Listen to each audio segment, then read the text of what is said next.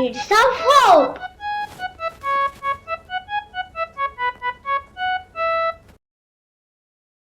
गोष्टीचे नाव आहे खोट्याच्या माथी गोटा. मुलांनो, तुम्ही विठ्ठलाने नामदेवाच्या हातून नैवेद्य कसा खाल्ला ही गोष्ट ऐकली का? नामदेव लहान वयातच विठ्ठलाचा निस्सीम भक्त बनला होता. तो सतत विठ्ठल विठ्ठल असे नामस्मरण करीत बसायचा. जसे जसे त्याचे वय वाढू लागले तसे तसे तो अजूनच विठ्ठल भक्तीत गुंतू लागला. तो घरी कोणत्याच कामात लक्ष घालत नसे. त्याच्या वडिलांचा म्हणजे दामा शेट्टींचा कापडाचा व्यवसाय होता. पण नामदेव वडिलांच्या कामात बिलकुल मदत करीत नव्हता.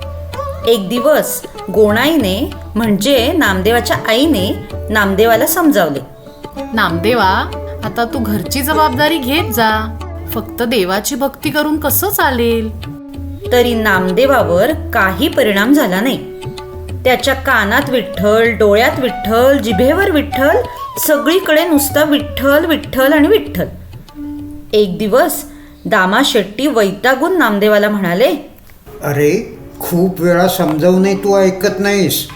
तू काही काम धंदा करीत नाहीस. दिवसभर नुसतं विठ्ठल विठ्ठल विठ्ठल. आता उद्यापासून तूच आपलं कापडाचं दुकान सांभाळायचंस. आणि लक्षात ठेव, कुणालाही माल उधार द्यायचा नाही. मालाची किंमत लगेचच रोख मोजून घ्यायची.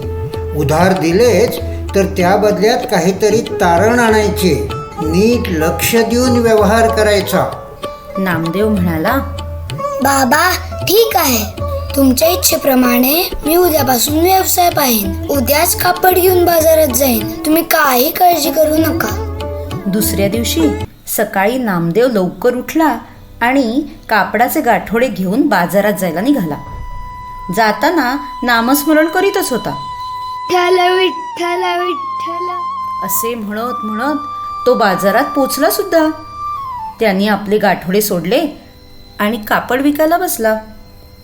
पण डोळे मिटून एकीकडे चालूच होतं. विठ्ठल विठ्ठल विठ्ठल. बाकीचे दुकानदार भराभरा गिराहिकांना माल विकत होते. नामदेव मात्र नामस्मरणात गुंग. त्यांनी एक चिंधी पण विकली नाही संध्याकाळपर्यंत. बाजार संपल्यानंतर तसेच गाठोडे बांधले आणि घरी जायला निघाला. थंडी पडली होती. त्याचे लक्ष एका शेताभोवती ठेवलेल्या दगडांकडे गेले. त्याला त्या निर्जीव दगडांवर पण दया आली. नामदेव म्हणाला, अरे रे, बिचारे दगड थंडीत कुडकुडतायत.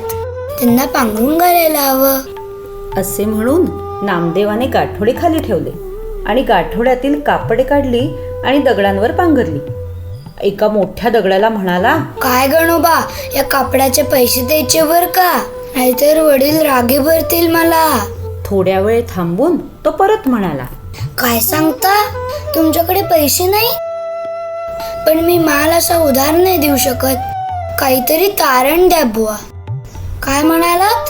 हा मोठा दगड नेऊ? बरं, चला दगडोबा माझ्यासोबत. असे म्हणून नामदेवाने त्या दगडाला गाठोड्यात बांधले आणि घरी नेले. हे सर्व दृश्य त्या शेताचा मालक पाहत होता. हा शेतमालक फार लबाड होता. तो खोटं नाटं बोलून गरिबांना लुटत असे. त्याला भोळ्या नामदेवावर हसू आले. मग त्याने सर्व कापडे घेतली आणि तो निघून गेला. इकडे नामदेव गाठोड्यात दगड घेऊन घरी आला. हे पाहून गोणाईने विचारले, अरे नामदेवा, यात काय आणलंयस?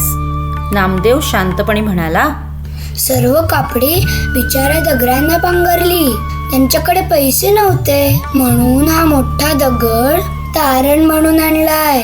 मग दामा शेट्टी चिडून म्हणाले, अरे नामदेव, डोकं फिरलंय तुझं. दगड कुणी आणतं का तारण म्हणून?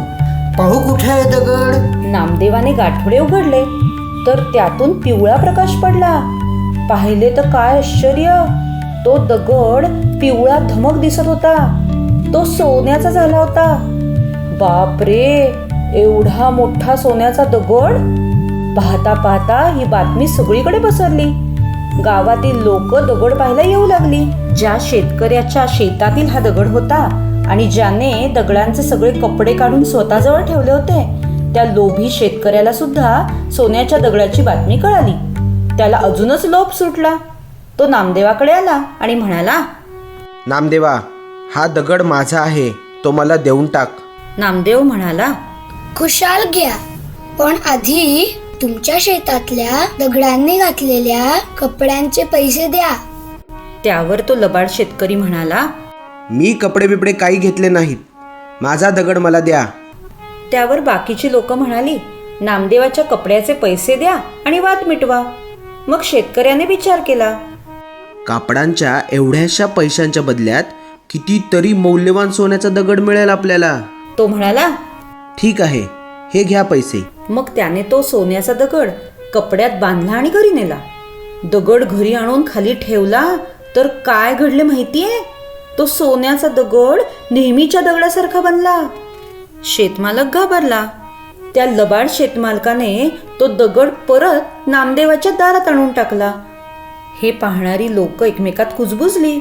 बरं झालं, या दुष्ट माणसाला नामदेवांकरवी देवानेच शिक्षा केली. खोट्याच्या माथी गोटा. नामदेवांचा हात लागून दगडाचे सोने झाले होते. नामदेवांचे हे सामर्थ्य सर्व लोकांना दिसून आले. मुलांनो, आजही नामदेवांचा स्पर्श झालाय म्हणून या दगडाची पूजा लोक भक्तिभावाने करतात.